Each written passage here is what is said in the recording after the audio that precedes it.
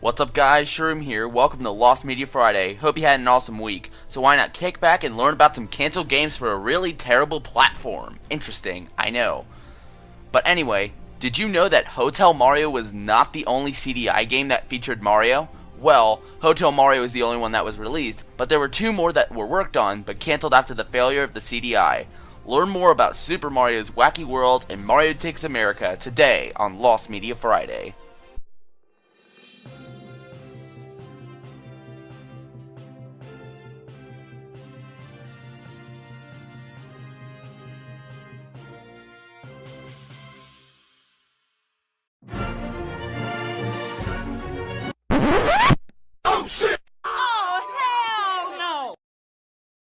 First, let's talk about the CDI itself. The Philips CDI was created amidst the deal between Nintendo and Philips to develop a CD-based add-on for the Super Nintendo.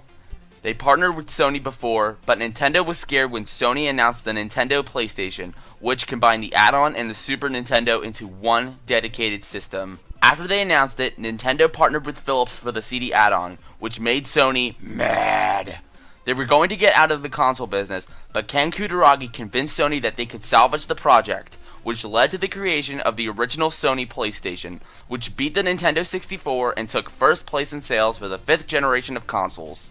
But back to Philips and Nintendo. The CD add-on was scrapped, but Philips gained the rights from Nintendo to develop games with their franchises and characters on their compact disc interactive system, or the CDI.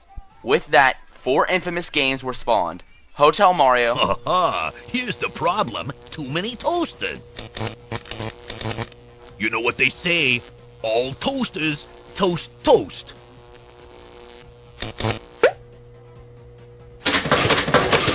Zelda's Adventure.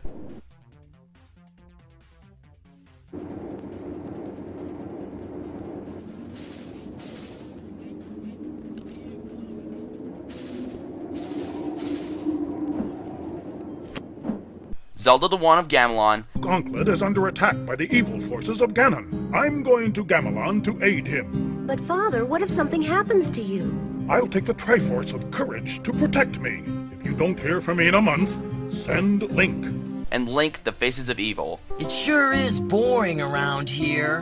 My boy, this peace is what all true warriors strive for. I just wonder what Ganon's up to. Your Majesty, Ganon and his minions have seized the island of Korodai. How can we help? It is written, only Link can defeat Ganon. Great! I'll grab my stuff! There is no time. Your sword is enough.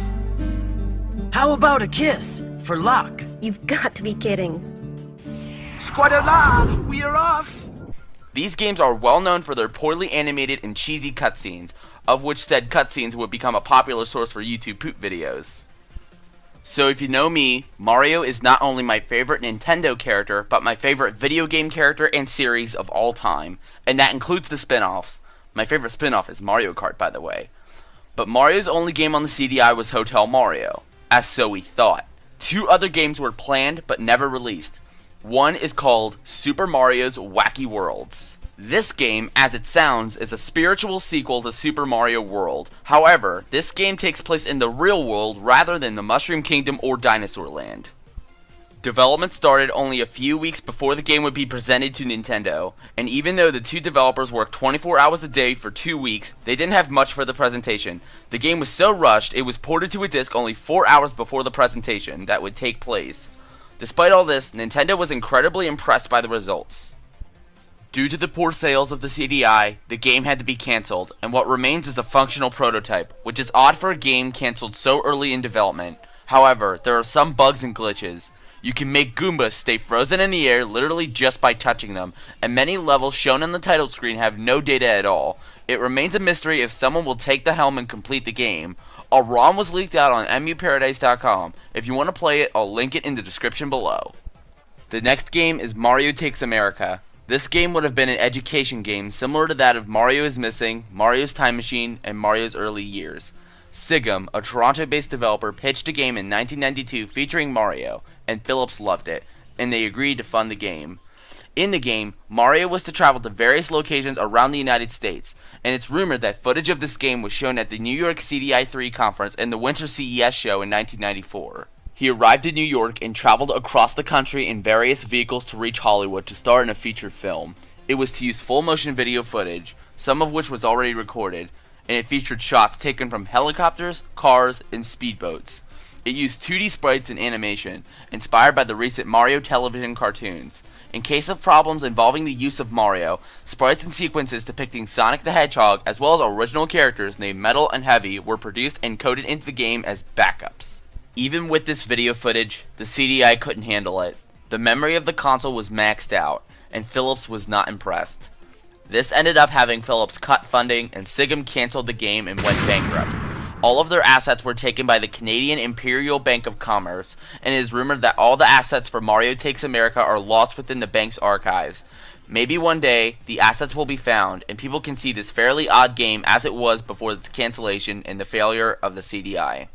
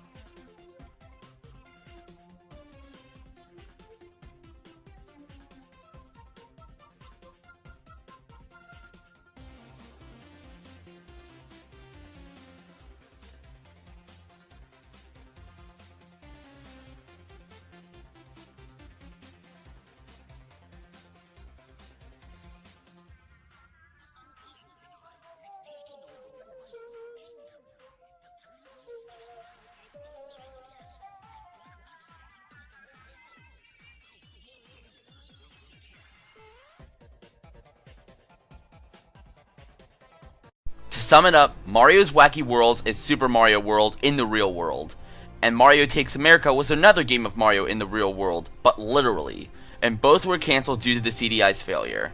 With that ends this week's Lost Media Friday episode. Thank you guys so much for watching. As always, you can request by commenting below, the discussion tab, or emailing the business inquiries email. That's shroomtube1985@gmail.com.